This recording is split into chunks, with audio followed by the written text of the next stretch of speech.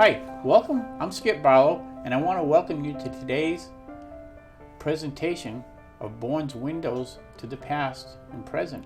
Today, I'm going to be the interviewer, which is really unusual, and today I have with me Mavis Robinson.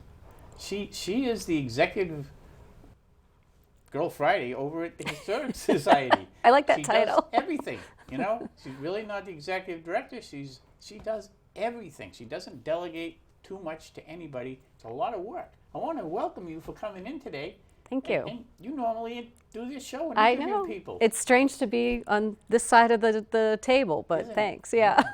Yeah, it's kind of funny. We had Ted Parker who was going to, he's a world famous drag racer, and he was going to do an interview this week, and he couldn't because he is a world famous drag racer, and he has to go to races all over the country, and he just can't make it. We'll have to get him next time. We'll get him in the fall maybe. Yep. You know, Yep. he'll be a really good interview, but for now, you're stuck with me. All right. So, tell me a little bit about yourself. I know you and your sister kind of came to town and moved here, and Yep. yeah. So, what grade did you start out in school? So I moved here. My family moved here when I was in 4th grade. So I did my first year at Peoples Elementary. So I'm one of those Peoples kids, and I felt like the new kid for a long time. It took a long time to kind of settle in. It feels like Bourne is a place where kids go to kindergarten together, and if you miss out on that, you're going to kind of be the new guy. I've never experienced moving. I know I've moved to other places, but to move here, Yeah. it has to be a totally a different experience. We had base kids that used to come and go here all the time. Yeah, And they yeah. always seemed, I'm not going to say different, but they were different than us. They were the local kids, which you are now. I'm local now. You are local. It took you a couple of weeks, but Yeah, you're local. yeah. But do you remember anything about when you moved here and being a kid? And Yeah, I remember I lived in Waltham before that, and so I think our accents were different, and so the kids were kind of tease us about, my sister and I were very close. She's only 15 months older than I am, so we were really best friends, and kids would ask, "Are you British? Where are you from?" And the accent seemed to really throw people, it was an adjustment. When I lived in Waltham, I lived a block away from my grandparents, so I had a certain routine. I would walk home from school every day, and my grandparents would take care of me after school. And being in Bourne was the first time I'd ever even been on a school bus, and that was really intimidating. wow. And I actually remember this one time, I didn't even think about it till now. I was on the school bus, and I had stayed late for some after-school activity, and so I took the late bus home. But nobody ever told me that when you're taking the late bus, the bus driver doesn't really know who you are because he has like a bunch of kids from all over town. So you're supposed to tell him when you need to get off the bus.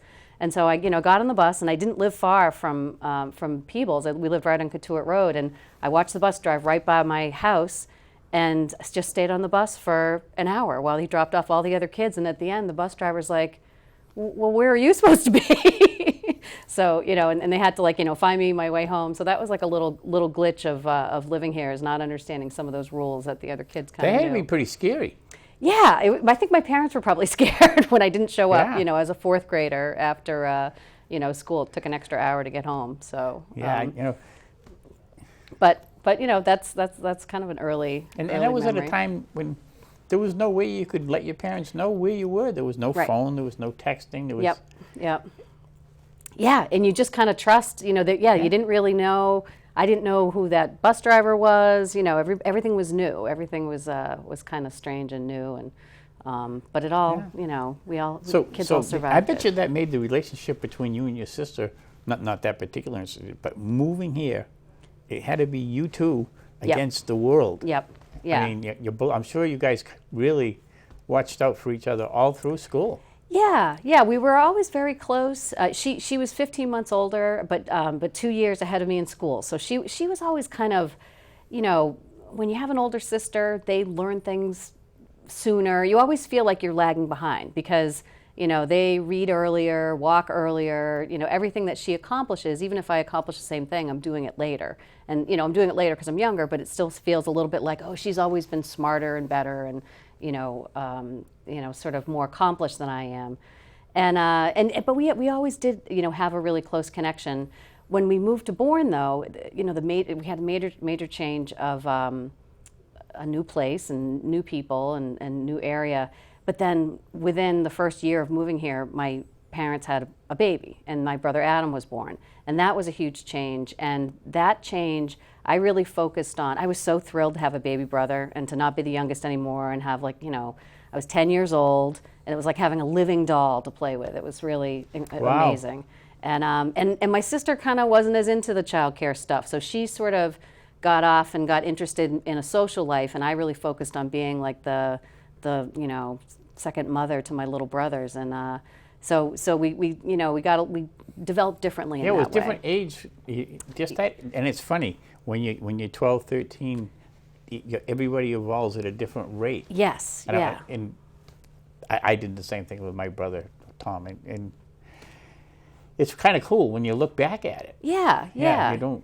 Yeah, the difference between 10 and 12 can be, you know, that's Huge. It's huge, yeah. It's huge, and Yep. and you don't have the ability to analyze things till you're older. Right. And right. look back and look back so, on it. So you're just living it. Yeah. And yeah. of course, your sister was just living it. Yeah. But I do know that as you got older, because I have a woman who works with me at the restaurant who knew you guys when you were kids, I you and know. your sister. Yeah. and you were teenagers and you worked at a restaurant together. We local did. restaurant. Yep. We both worked at Sandy's restaurant, which Yeah. you know, it was such a great experience. And when I started working there for Bruce and Virginia Adair, and I didn't know Bruce very well, but Virginia was very present in the restaurant. You know, keeping things all, you know, ship shape, and my sister started. I sort of always I very much followed along and would do what my sister would. My sister Emily would kind of you know, try something out, and then a couple years later I would do it. So she started working there as a waitress or a counter girl. A counter girl was like you're not quite ready to be a waitress. I remember there used to be a counter and there was like 3 or 4 Yes. little booths against the wall. Yes, yeah. Yeah. So she started as the counter girl and, you know, did well and pretty quickly moved into waitressing. I stayed a little longer as a counter girl and as a hostess. And I loved it. I mean, it was, you know, it was great. And then Dana and Sue Holman, who had been the managers there, they ended up taking over the restaurant. And I mean, I had that was a wonderful job for me. I mean, I think waitressing, it's hard work. I'm so glad I had the experience of doing it. I think I was an okay waitress. I wasn't the best, but you know, it makes me a better restaurant customer, hopefully, to make sure, knowing that, you know, the people who are serving the food are just like juggling so many millions of things that we don't even know about. And it was, you know, it was a great college job for me. I mean, you know, getting those cash tips and working evenings and having my days to go to the beach. It was really, really great. I think that kind of work kind of sets your lifestyle, because, and Diane too was also a waitress when she was younger. Yeah. But you can multitask really, you know. Yes. And not get too stressed about anything. Right. Although every once in a while you hit a big speed bump. But I think that waitress type style of life really prepares you Yes. for a future. And, yeah. You know, I You know, I didn't think about it till you said it, but it's true. I was kind of a dreamy kid. Like, I, you know, did a lot of reading and babysitting my brother and just kind of off on my own. And so I think my personality would lead me to be a bit of a daydreamer. But when you're a waitress, I mean, you're in that kitchen. You have to know who's coming in and out of the doors. It's like you have to always be paying attention to everything that's around you. And it was good training for me. You know? Yeah. You get a big party, and you take all the drink orders, and you go get all the drinks, and you have to remember who ordered what. Right. Yeah. And yeah. you know, it takes a lot. Yep. And all those details of, like, I don't Yeah. want ice. I want a cherry, not an olive. You know. Everybody yeah. always wants something different. Yep. And then when the food comes, you know, if you don't have 9 hot dogs, you know, Right, everybody. right. And if you did have 9 hot dogs, every one of them would be different. Yeah. But it prepares you for life. Yep. Well, and I did. That was one very nice thing about working at that particular restaurant, Sandy's restaurant. We were so busy, and the food was incredible. I mean, they just cranked out so much food. You know, a lot of it was the fried seafood. That Yeah. was the specialty. But it was always just so fresh, and it really was. It was very nice to bring the plate of food to people and just have them ooh and ah about the size of the fisherman's platter, and it was. It's always good to be associated with a really busy restaurant. Yes. Because they turn the product over. Yep. You know, and if you're with a restaurant that's not so busy, things can sit. Yeah, Yep. things can sit, and you Yeah. know, people don't. They. It's different. It's Yeah, just different. Well, So, and I know, like, yeah. we did strawberry shortcake was one of our specialties, but like the guys, the dishwashers who did all the prep work, I mean, they were slicing fresh strawberries every morning because we were cranking through at that, so Yeah. it wasn't like the old stuff. So yeah. Yeah, there's a few places. Marshland down in Sandwich, you Yep. can still get a nice strawberry shortcake there. Yep. Really nice. And the Historic Society has the Strawberry Festival coming up. Coming up. When's this? That's on June 24th. June 24th. Yep. Down at Saturday, Tuxet. June 24th. Yeah, guys. and she's part of that too. I mean, she's very involved with the Historic Society, and like I said, she's the Girl Friday, and they have this Strawberry Festival. A few years ago, they brought in some train stuff, and that people liked that. And then a fellow Paul Gerard brought The up model cars. Yeah, he Yep. brought an antique car, Yep. and it was like, people loved that. And Yeah. last year they brought a dozen, and I think this year they're shooting for maybe 25. Yeah, and this year I think we're doing something a little bit different this year. The model cars were so popular, and I mean they're gorgeous. They really are fun to see. So this year we're actually doing like a best in show or a people's choice to come and vote for what their favorite antique or model car is. So that'll be a fun activity at the Strawberry Festival. Yeah, and it's funny, this fellow Paul Gerard who is organizing this car show, I knocked my mic off, guys. But he's a local fella, and he went to Bourne schools also. Yeah. But he's another fellow that raced boats. He raced boats all over the country. I'm pushing on my mic the wrong way, guys, I'm sorry. But he raced boats all over the country, and he's really familiar with organizing these types of events. Mm-hmm. And he's a member of the board of directors of the Historic Society. Yeah. I used to be a member, and I've kind of been moved through the chairs, and I'm out in the lawn again. But it doesn't mean I quit. It Right. just means, I went through the gamut. and it was really super to be associated with you guys. Well, Paul was somebody that I interviewed on this show, and I interviewed you on this show. And I have to say, this show and the experience of working for the Bourne Historical Society has been an incredible way to learn the town, to get to know my town again on a different way. Because, like you said, when you're a kid, you don't have the ability to like really analyze or process what's going on. So I didn't have a good feel for what the town of Bourne was really like and who the people were, and beyond my own little insulated experience. So coming back here after having been gone for so many years, and then meeting you, meeting Paul, and having the chance to sit down and talk to them like this, and talk about finding out boat racing on the canal. I never knew that was ever a thing. And most of the folks I talked to, you included, speak very vividly about some of those past memories. So it really brings the town alive to me, and I've become like a huge Bourne cheerleader. I'm such I'm falling in love with this town. Bourne is really not a bad town. We're a pretty good place. Oh, it's great. And we have a lot more than a lot of other places. I'm interviewing you, and I'm not supposed to be talking about the town. But and back to the waitress thing. Yeah. And this is pretty typical. And I had a lot of sisters that did this too, and I worked too. But when you're young, everybody's telling you that you have to get a better education, and you have to do this, and you have to do that, and you kind of concentrate. And in this area, it's a lot of restaurants kids work at, but they're concentrating, and they're working like crazy to put away some money so they can go to school to get an education. And during the time period that they're doing this, they're really learning life skills that are really important. Yep. And kids that don't learn how to work, even though they go to college, they're still not good at working. Yeah. Yeah, and I think about changing money, even just like figuring out 5%. I learned fractions in school, and you use that, and you think about when am I ever going to use my 10th grade math? But being able to quickly figure out what the tax is on a restaurant bill, because at the time, we were writing things down on those little green slips and adding it up manually. There was no cash register. There was a cash register ringing in at the end, but we had to do all the simple math, and that sharpened my mind, and I still use those. I can easily figure out 5% of something. And now they want 7. Right. Because a percent of something goes back to not to the chamber, but to the town to promote the town. Well, see, I couldn't be a waitress these days because I can only do 5%. I know, but you can use a calculator now. The kids use these calculators to figure the things out. Yeah.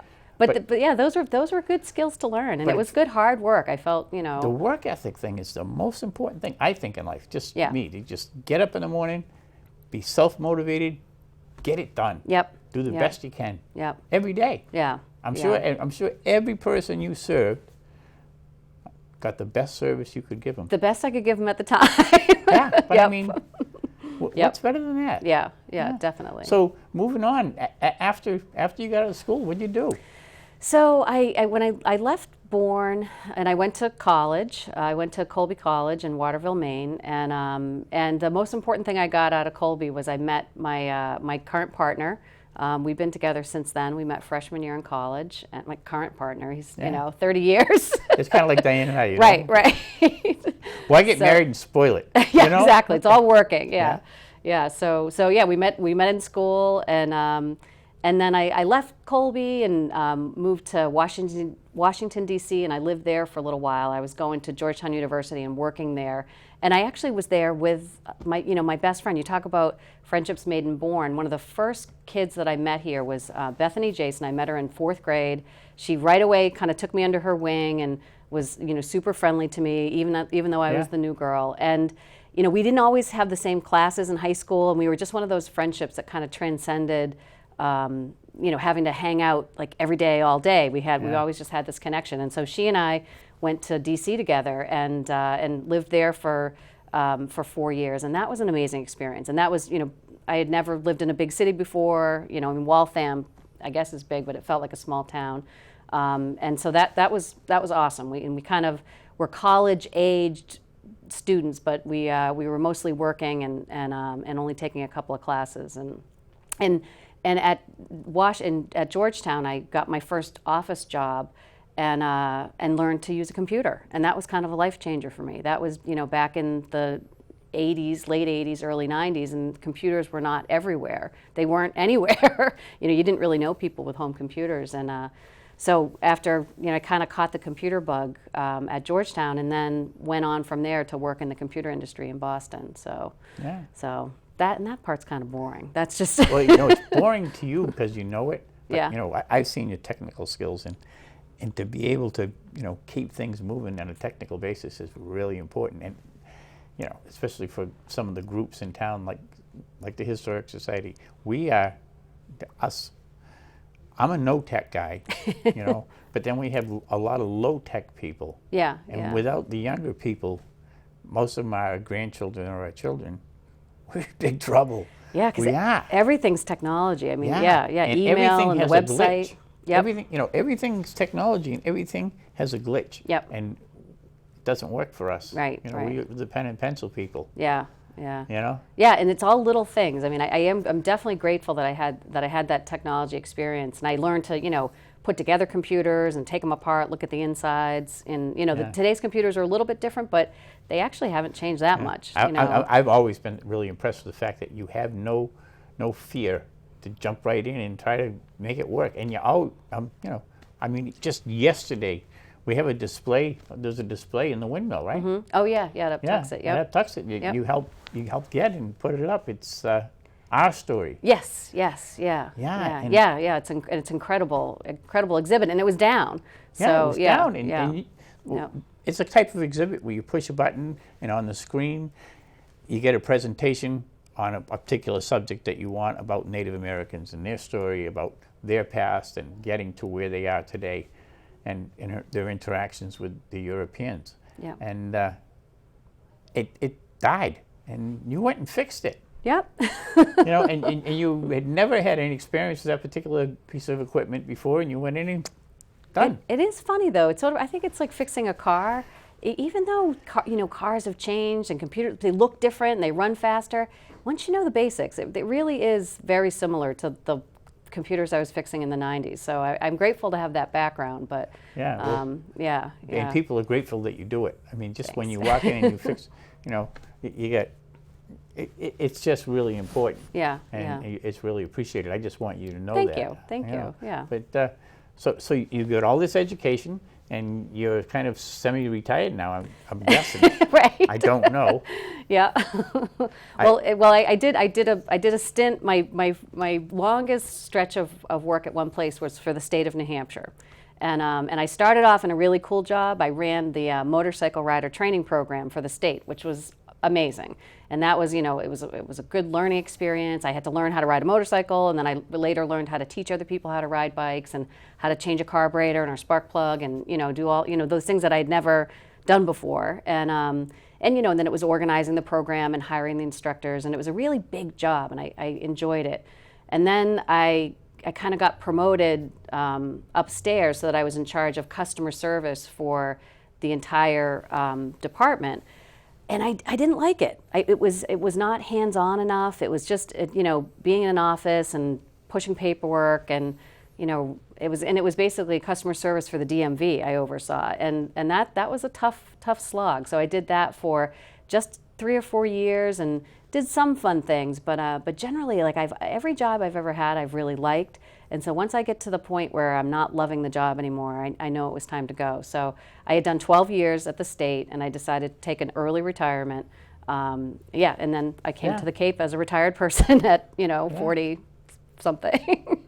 That's a lesson I learned in my life early on, is that if you're at a point in your life, don't let people push you beyond that. And we just did that recently with our president at the Historic Society. The woman had been our fundraiser and our organizer and everything so much for so many years. Yep.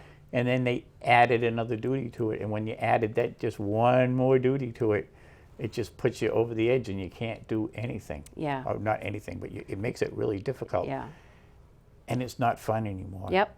And if it's not fun anymore, you really, we don't do it, but we should really be able to step back. Right. And just say, look, this is where I'm really happy. I really don't want to take this position. I want to be here. I'd be happy to stay here. Mm-hmm. And I'm, really good and successful here. Yeah. But when you go to that next step, all of a sudden, and it happens to everybody. Yeah. As they progress in life, they get to you always end up with a job that you didn't want. Yep. And that's where you finish your career. Yeah. And people remember that, and not all the good things you were doing before you got there. Right. So. Well, and it's funny because I another place I worked was for Borders Bookstore, and my favorite part of that job, I set up computers for them. That was part of it. But then the other part, when I wasn't doing computer work for them, was I worked at the information desk. I would help people find books, and I loved it. It was awesome. Somebody would walk in and say like, oh, I'm looking for a book with a red cover, and I heard it on NPR the other day. And I loved the challenge of being able to try to figure out what book they were looking for. But then, when you're successful in that, like I got promoted to a management position there, and it was terrible. Yeah, that's what I'm saying. It wasn't about helping people find books anymore. It was about making sure everybody shows up in time, and being the heavy about you can't take vacation, and everything I loved about working at a bookstore didn't exist in that management job anymore. And so, yeah. So I have to. Yeah, you got to stay where you beware of promotions, right? You feel, comfortable, and when you get pushed beyond it, or not get pushed, but all your friends say, "Oh, you're so good, you got to try this." Right. And still, they're still your friends. It's not that they're trying to do anything bad, but if you're happy, that's 90% of life. Yep, definitely, definitely. And we're at a point. I mean, my partner and I moving to Bourne. He was the one who really was pushing it. Although I had other reasons to move here. I wanted to be near my grandmother, and my parents are still here. I have lots of relatives in town, my godson and cousins, and a lot was pulling us to Bourne. But he was really the one saying like, let's go live there. Let's go live there. And we do wake up every day when we're waking up at our place in Monument Beach, and we're aware how lucky we are, and we say, can you believe it? We live in the greatest town. Look how beautiful it is. Every season is gorgeous. I saw that you guys just built a boat. Yeah, you did. You did. Yeah. I can't take credit for that. I was, I think I brought out the lemonade or whatever. But Peter built a boat, a plywood skiff. Boat. You built a local. Yep. Like a Connecticut skiff. Yep. Which in this town, 50 years ago, There were several hundred of those that were, used in the bay scallop industry. Yeah, and there's the fishing scallop industry. boats. Yeah. They're flat bottom boat. Yep. And they're popular from Maine down to the Carolinas. Yeah. And they're a wooden boat. But you guys built one. Yep. He built it from scratch, and it looks good. We're just, it hasn't floated yet. It'll float. We just got the metal piece to put the on the back of, the transom to put the engine on, and we're, getting ready to, he's getting ready to get that in the water. So it's exciting. Yep. And it's a beautiful boat, and when you think about your whole life, did you ever think that you'd be, and you're going to have a lot of fun with that, and you're just going to be like local people, and you are like local people anyway, but you'll just go out on whenever you feel like it, have it right there, and it'll be great. I think that is a major accomplishment. I saw it. You guys told me about it last year. I went and looked at it. I said, this is the kind of stuff I did when I was young. Really? Yeah. Yeah. Oh yeah.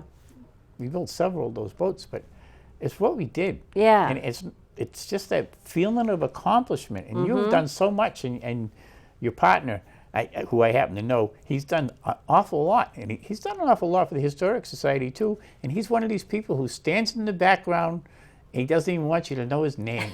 He really doesn't. Yeah. But what a help, and to be there at the time when you needed and have the ability to help means so much, and you don't know what a spark plug you are for the Historic Society. You really are. Thanks, and Skip. you do. It's hard to do everything. And there are, some of us are kind of cranky and we want things done in a real timely fashion. But others of us realize, you do what you do when you can do it, and we're getting there. And, just try to make life better, and you do it. And I want to thank you for all you do. Thank really you, Skip. do. It's been Thank a you. big help. Thank you. You don't know what it was like before you were there doing it, because we're not that good at it. And you're a very good multitasker. I want to thank you for coming in today and telling us a little bit of your story here in Bourne. So besides the Strawberry Festival, what else you got going on the this summer? Strawberry Festival, the big thing that I really hope people come to is Colonial Day.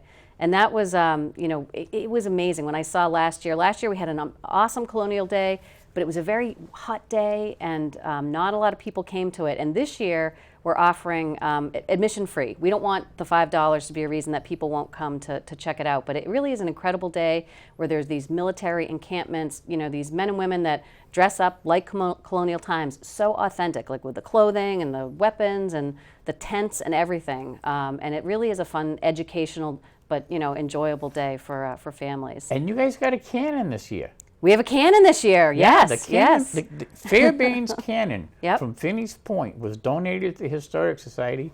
It's been restored. It's right there by the little, there's an old coastal sloop there. Yep. And I'm sure Teddy Ellis is going to fire it off. I hope so.